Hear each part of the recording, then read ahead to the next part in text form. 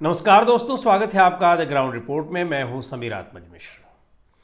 बिहार में दूसरे दौर के मतदान अब शुरू हो गए हैं। दूसरा यानी आखिरी दौर, दो ही चरण में मतदान होने थे। एक 6 नवंबर को हुआ है और दूसरा आज 11 नवंबर को। और इस मतदान के पहले जिस तरीके से चुनाव प्रचार हुए वो भी बड़े दिलचस्प रहे, बड़े ऐतिहासिक रहे। उन सब पर हम लोग लगातार चर्चा कर चुके हैं। पहले फेज़ की जो बम्पर वोटिंग हुई है उसकी भी चर्चा हम लोग कर चुके हैं कि वो किस किस तरह के नतीजों की ओर इशारा कर रहा है।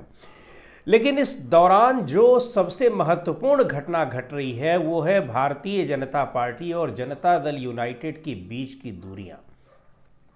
यानी मुख्यमंत्री नीतीश कुमार और बीजेपी के बीच की जो दूरियां हैं वो ज़बरदस्त तरीके से बढ़ती चली गई और इस कदर बढ़ती चली गई कि अब ऐसा लगता है कि अब वो दूरियां कम होने का नाम नहीं ले रही हैं और कम होने की उनकी संभावना भी नहीं दिखाई पड़ रही है। चुनाव के नतीजे क्या होते हैं, क्या नहीं होते हैं, ये देखने वाली बात होगी। लेकिन बीजेपी और जेडीयू के बीच की खाई बहुत ज़्यादा चौड़ी हो गई है और इतनी ज़्यादा चौड़ी हो गई है कि इसकी भरपाई बड़ी मुश्किल लग रही है।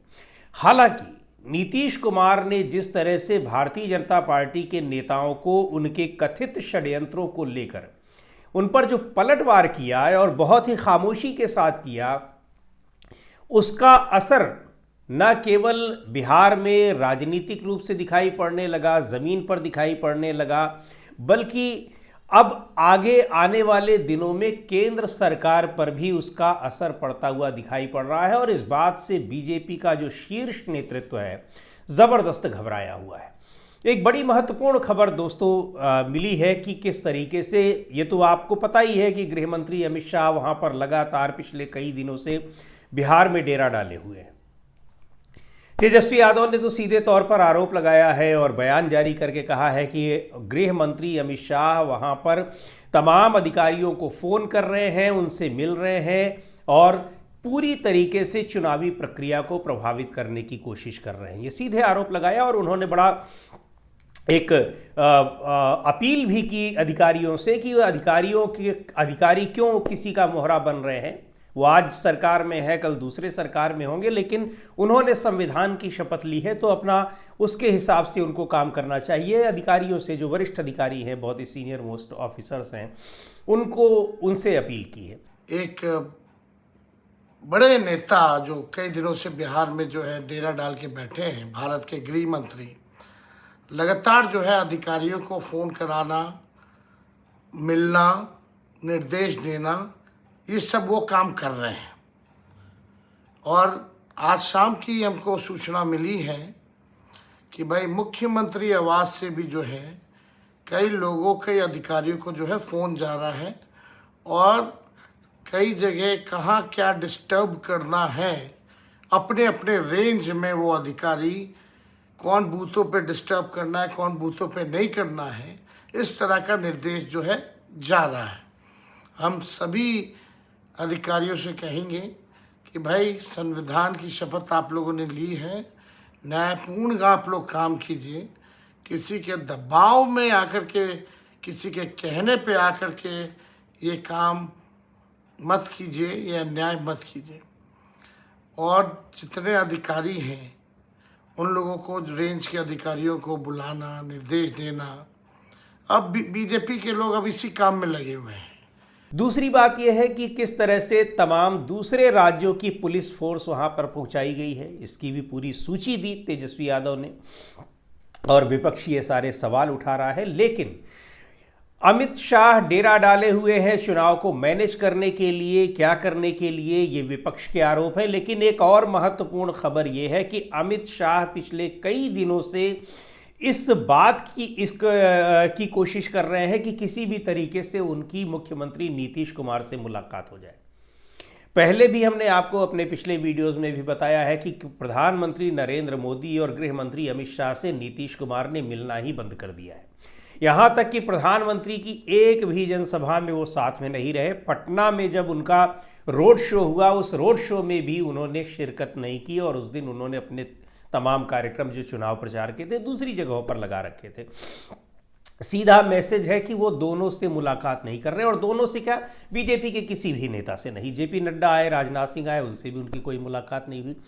लेकिन गृह मंत्री अमित शाह, और सबसे बड़ी नाराजगी उनकी जाहिर सी बात है कि प्रधानमंत्री और गृह मंत्री से ही है, क्योंकि यही दो लोग नीति निर्धारक है पूरी पार्टी में और एक तरीके से एनडीए में भी।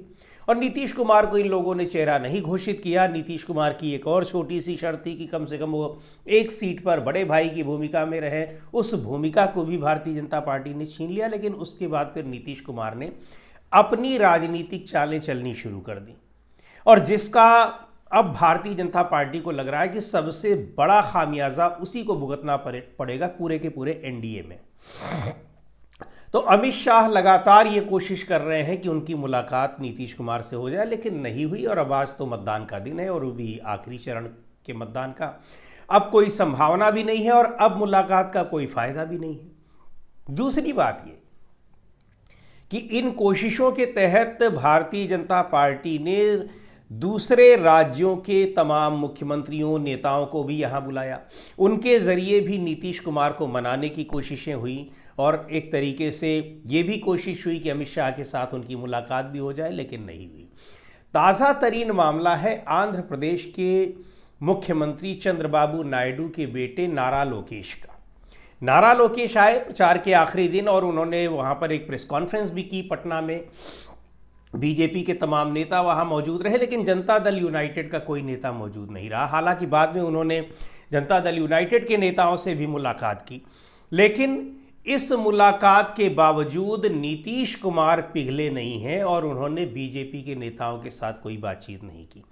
हाँ, एक बात और कही जा रही है कि जो एनडीए के, अच्छा इससे पहले भी एनडीए के तमाम नेता यहाँ पर आए हैं। जो उत्तर प्रदेश के यहाँ राष्ट्रीय लोकदल के नेता गए, और अपना दल के नेता पहुँचे हैं वहाँ पर। उसके अलावा महाराष्ट्र से भी एकनाथ शिंदे गुट के नेता वहाँ पर पहुँचे हैं। तो बहुत सारे एनडीए के जो घटक दल हैं अलग अलग राज्यों में, जिनका कोई बहुत आधार वहाँ पर नहीं है बिहार में, लेकिन एक एनडीए की एकजुटता दिखाने के लिए वहाँ गए हैं। लेकिन जो वास्तव में बिहार में जो एनडीए मौजूद है, वो एनडीए पूरी तरीके से वहाँ बिखरा हुआ दिखाई पड़ रहा है। और इस बिखराव में नीतीश कुमार के साथ बाकी जो तीन पार्टियां हैं, वो तीन की तीनों खड़ी हैं, यानी उपेंद्र कुशवाहा, जीतन राम मांझी, और यहाँ तक कि काफ़ी हद तक लोक जनशक्ति पार्टी भी। लेकिन बाकी तीन पार्टियों का जो मैं बात कर रहा हूँ, यानी जनता दल यूनाइटेड, हम और उपेंद्र कुशवाहा, ये तो बिल्कुल एक साथ खड़े दिखाई पड़ रहे हैं। बीजेपी अलग थलग दिखाई पड़ रही है, और लोक जनशक्ति पार्टी का ये तय नहीं कर पा रही है कि वो इधर है या उधर है। तो यहाँ नीतीश कुमार को लेकर अब बीजेपी के नेताओं के भीतर खलबली मच गई है कि नीतीश कुमार ज़रूरत थे उनकी। उनको ये पता था कि नीतीश कुमार को अलग करके हम चुनाव अकेले दम पर नहीं जीत सकते हैं, लेकिन नीतीश कुमार को साथ भी रखा, और नीतीश कुमार को इस गफलत में भी रखा कि हम आपको मुख्यमंत्री का उम्मीदवार बनाएंगे, लेकिन नहीं बनाया। तो ये चाहते थे कि नीतीश कुमार का साथ रखते हुए फ़ायदा भी ले लिया जाए, और बाद में उनको किनारे भी कर दिया जाए। तो नीतीश कुमार ये सारी बातें समझ गए, और नीतीश कुमार ही नहीं बल्कि गठबंधन के बाकी घटक दल, तो बाकी घटक दलों के नेता तो लगातार कहते रहे कि नीतीश कुमार मुख्यमंत्री बनेंगे, नीतीश कुमार ही बनेंगे, नीतीश कुमार थे, हैं और रहेंगे। बीजेपी के नेता इस बात को कहने से कतरा रहे थे। हालांकि बीजेपी के राजीव प्रताप रूडी ने तो एक सभा में बहुत मजबूती के साथ कहा, लेकिन उनके कहने का कोई अर्थ नहीं है। बीजेपी में सिर्फ दो लोगों के कहने का अर्थ है, और इन्हीं दो लोगों ने एक भी बार नहीं कहा। ये है प्रधानमंत्री नरेंद्र मोदी, और दूसरे हैं गृह मंत्री अमित शाह। हालांकि एक और बात है, नीतीश कुमार जब की तमाम कोशिशों के बावजूद अमित शाह से नहीं मिले, तो फिर धर्मेंद्र प्रधान को भेजा गया नीतीश कुमार के पास, चूँकि धर्मेंद्र प्रधान बिहार के प्रभारी भी हैं और इस चुनावी प्रक्रिया में काफ़ी सक्रिय रहे हैं। तो और उन्होंने बाद में मुलाकात के बाद, उनसे तो मुलाकात हुई नीतीश कुमार की, और उन्होंने मुलाकात के बाद ये कहा कि नीतीश कुमार के ही नेतृत्व में हम लड़ रहे हैं, और आने वाले दिनों में अगर एनडीए चुनाव जीतता है तो नीतीश कुमार मुख्यमंत्री बनेंगे। तो उन्होंने कह दिया, बीजेपी के और भी नेताओं ने कहा, जब उनको ये समझ में आ गया कि नीतीश कुमार के एक इशारे पर मतदाता किस तरीके से जेडीयू के साथ, एनडीए के बाकी घटक दलों के साथ तो खड़ा दिख रहा है, लेकिन वो बीजेपी से पूरी तरह से दूरी बनाए हुए है। पर अभी भी बीजेपी के ये दोनों जो शीर्ष नेता हैं, इन्होंने एक भी बार नहीं कहा है कि वो नीतीश कुमार मुख्यमंत्री बनेंगे। अब यहां एक और खिचड़ी पक रही है। नीतीश चंद्रबाबू नायडू के बेटे नारा लोकेश आए तो पटना में, नीतीश कुमार से भी उनकी मुलाकात हुई, लेकिन इस दौरान ये भी कहा जा रहा है कि बिहार के चुनाव परिणाम के बाद काफ़ी कुछ तय होना है केंद्र में। और आपको पता ही है कि सबसे ज़्यादा जो लोकसभा में भारतीय जनता पार्टी को समर्थन देने वाली पार्टियां हैं, उनमें सबसे ज़्यादा सांसद चंद्रबाबू नायडू की पार्टी के ही हैं, तेलुगु देशम पार्टी की। उसके बाद नीतीश कुमार के पास है और उसके बाद फिर दूसरी पार्टियों के पास। और बिहार में लोक जनशक्ति पार्टी के पास भी 5 सांसद हैं, लेकिन 16 सांसदों के साथ टीडीपी सबसे बड़ी पार्टी है जो सरकार को समर्थन दे रही है। और कई ऐसे मुद्दे रहे, खासतौर पर बिहार में अगर हम एसआईआर की बात करें तो आपको याद होगा कि एसआईआर जब पूरे बिहार के बाद दूसरे राज्यों में भी लागू कराने की बात हुई तो तुरंत तेलुगु देशम पार्टी ने उसका विरोध किया और चुनाव आयोग के पास उनका एक प्रतिनिधिमंडल भी गया और उन्होंने कहा कि आंध्र प्रदेश में पहली बात तो जब लागू होगा तो बिना राजनीतिक दलों की सहमति के नहीं होगा, और जिस तरीके से बिहार में लागू किया गया है उस तरीके से नहीं होगा। तो उसका पूरा उन्होंने विरोध किया और जाकर वहाँ पर प्रतिनिधिमंडल उनसे मिला और अपनी आपत्ति दर्ज कराई। इसके अलावा वक्फ संशोधन कानून को लेकर भी बहुत दबे मन से आना पड़ा, चूँकि माइनॉरिटी वोट्स की बदौलत ही चंद्रबाबू नायडू आज सरकार में हैं। उनको इस बात का एहसास हो रहा है कि ये वर्ग उनसे कितना दूर जा चुका है। अब उसका विश्वास पाने के लिए बेचैनी उनके भीतर भी दिखाई पड़ रही है, उसी तरीके से जैसे नीतीश कुमार के भीतर दिखाई पड़ रही थी।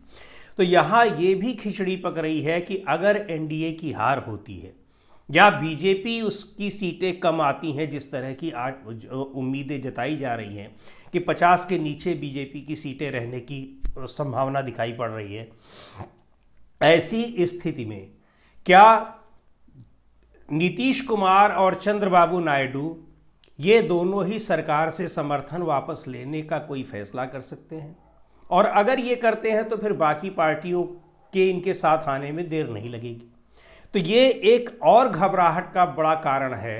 केवल बिहार का चुनाव ही नहीं, बिहार में चुनाव के बाद मुख्यमंत्री कौन बने और कौन न बने, इससे बड़ा जो एक आशंका भारतीय जनता पार्टी को है वो केंद्र की सरकार के डिगने का है। और अमित शाह इसीलिए परेशान है कि किसी भी तरीके से नीतीश कुमार को इस कदर मनाया जाए कि वो साथ न छोड़ें, क्योंकि उनके साथ छोड़ने का मतलब है कि बिहार चुनाव में तो अब जो होना था हो ही गया, केंद्र की सत्ता खिसक जाएगी हाथ से भारतीय जनता पार्टी की। और अगर केंद्र की सत्ता हाथ से खिसक गई तो फिर सब कुछ खिसक गया, बिल्कुल स्पष्ट हो जाएगा।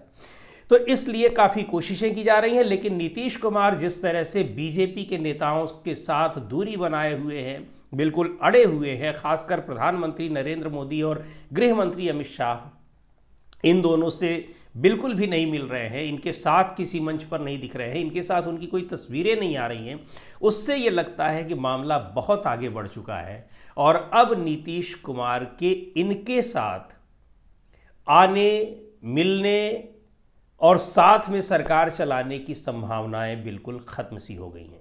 और महत्वपूर्ण बात यह है कि नीतीश कुमार के साथ न केवल एनडीए के बिहार के दल उनके साथ दिखाई पड़ रहे हैं, बल्कि एनडीए के जो घटक दल हैं बिहार के बाहर के राज्यों के भी, यानी खास तौर पर जो तेलुगु देशम पार्टी है, वो भी इस मामले में नीतीश कुमार के साथ खड़े दिखाई पड़ रहे हैं।